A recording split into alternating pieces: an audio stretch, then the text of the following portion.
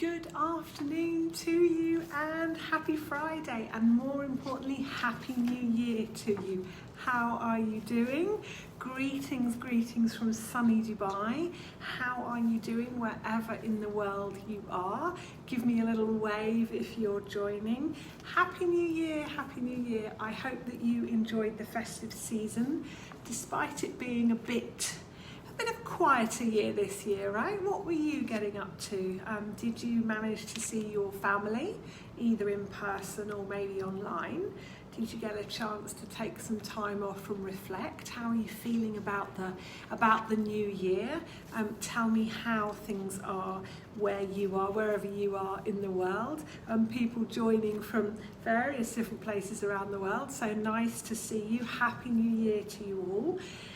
How are you doing this week? Has it been a working week, or have you had some time off? How's your family doing? How's your business doing? How's your team? Give me a bit of a wave if you're joining. Nice to see you. Yeah, how are things doing where you are? Do let me know. Also, if you have been working, what have you been working on this week? Has it been a good one? Happy New Year. A few more people joining. Good afternoon to you. How are you? Yeah, greetings and Happy New Year. Give me a bit of a wave if you are joining. Lots of people coming in now. So, yeah, Happy New Year to you wherever you are. We have had a good few weeks. We spent a week in the Maldives catching up on some rest and also some diving, which is the thing that we've really missed the most this year. Christmas Day was quite quiet for us. We were here in Dubai, and so we spent the day, we went out and explored the marina area of the city and enjoyed some sunshine, which was nice. And then this week we've also been out and about exploring quite a lot, and I have been spending quite a lot of my time reflecting on this past year and also on the year ahead. I wonder what you have been doing. Do let me know. I hope that you are keeping safe and well. I've also had several coaching sessions this week. This time of year is one where many people sort of put that extra effort into really trying to get clear about what they want, whether that's for their business, for their work, for their life. And of course, coaching is a really great way to help you gain clarity. And so it's been a busy time for me supporting my clients and taking on several new clients as well to help them gain the clarity that they need to go forward into this new year. So last time we spoke before Christmas, feels like a long time ago, didn't it? We were looking at confidence and where that comes from. So confidence to start a business, confidence to run a business, take those risks, ask for money, spend money, hire people, manage people. And we looked in that live, we looked at what confidence is and also why it's so important. And we explored 3 main ways that you can increase your confidence. So if you didn't get a chance to join me for that live, or if you haven't had a chance to watch it, you can find a recording in the group units along with all of the other lives that I do every week. And as you know, I tend to take my cues from you in terms of what you would find helpful for me to cover in these weekly lives. Sometimes it might be something that I've read about or something that I've reflected on in my own business or in past experience that I've had, and wanting to take some of those learnings to share with you. And often maybe I'll share something from my book or from the work that I'm doing with my clients. But most often these lives actually come from you and from conversations that I have with you, questions that you might pose, and requests that I get from this community. So do keep letting me know where you are stuck, what questions do you have, what challenges are you facing in your business. When I was in the Maldives, I didn't have enough internet bandwidth to do a live, and so instead what I did was I posted 3 questions to pose to you in the group.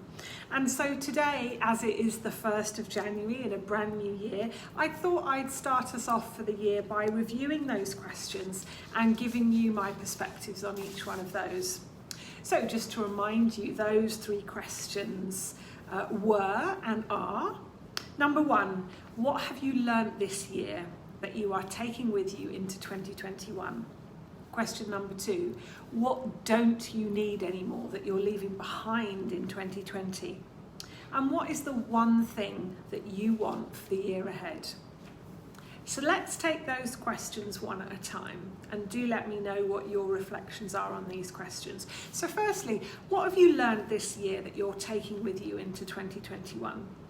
What are the good things about this last year? What have you learned about yourself that maybe you didn't know, or maybe about your team or the people that you work with? Maybe you've learned that people can be trusted when working remotely, that people can achieve amazing things in very trying circumstances. Maybe you've learned that about yourself.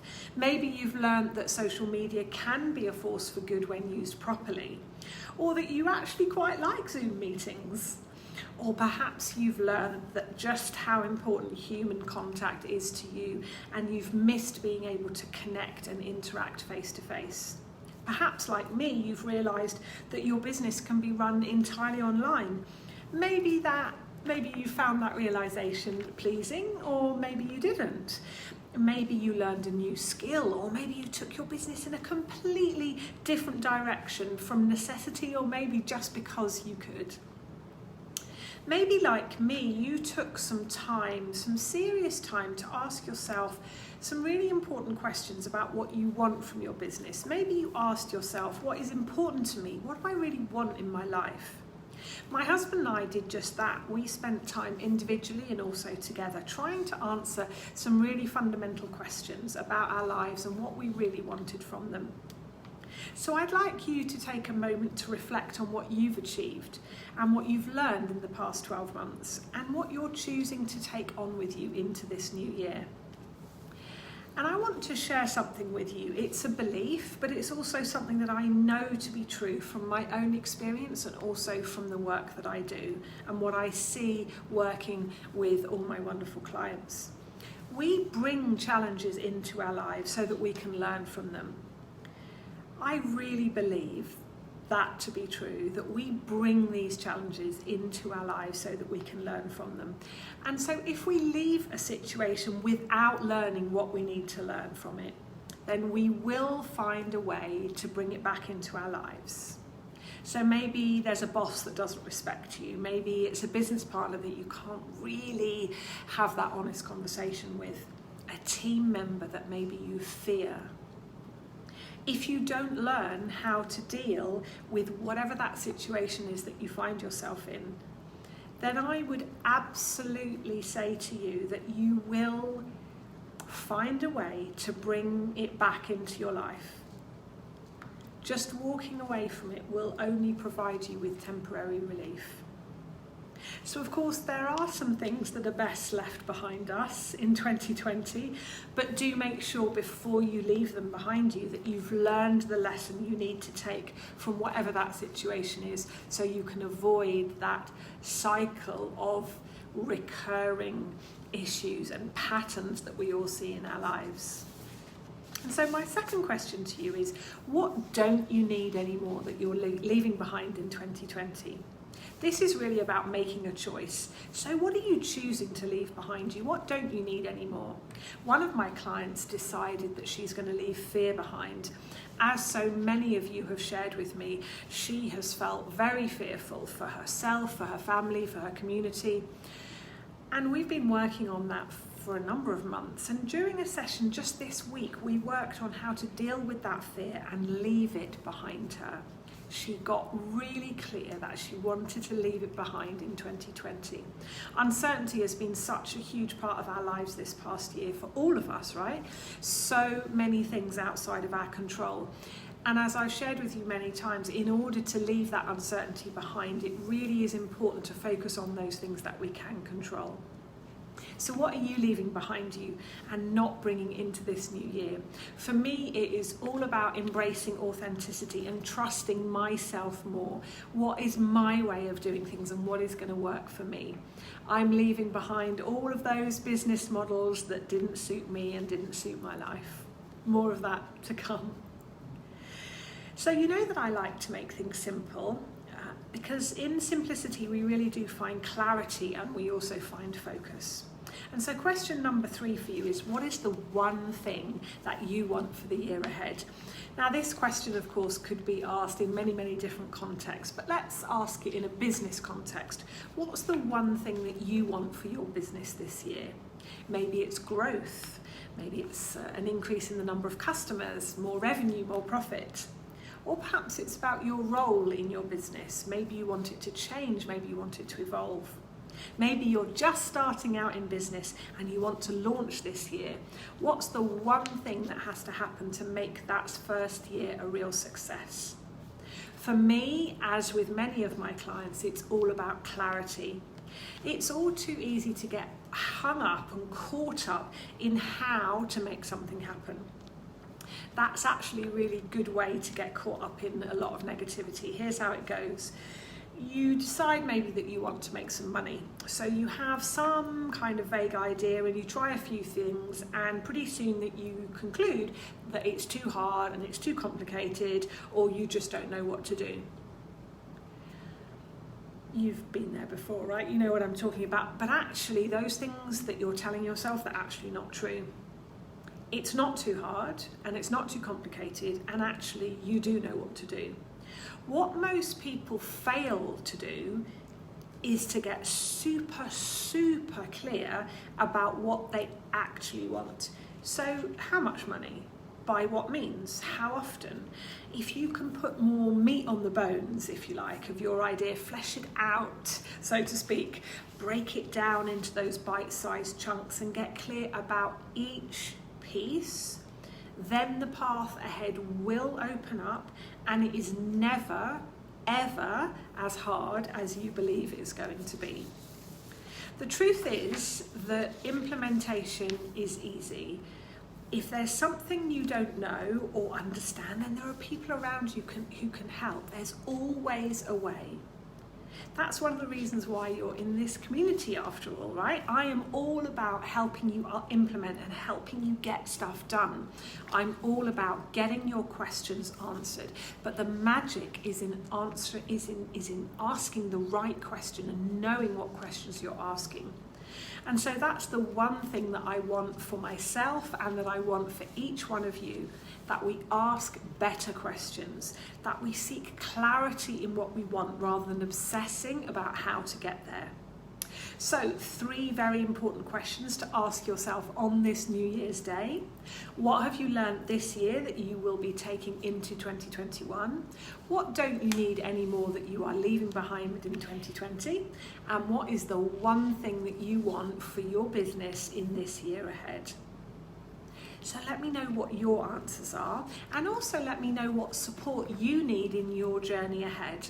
Whether you're right at the beginning of your business journey, maybe you've just got an idea and you're starting out, or whether you're several years in and you need support to take your business up to that next level.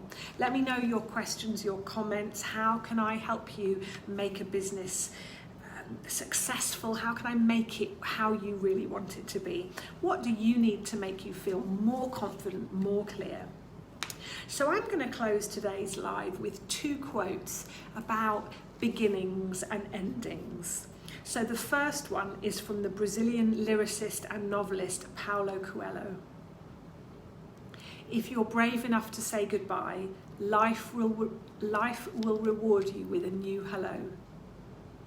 I firmly believe this to be true. I am seeing this playing out right now in my own life at this very moment. Be brave, take a leap of faith, say goodbye to whatever it is that you don't need anymore, even if the new path is not yet clear to you. Sometimes we need to close one door before the next one will open.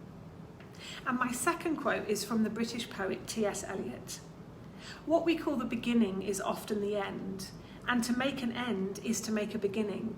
The end is where we start from.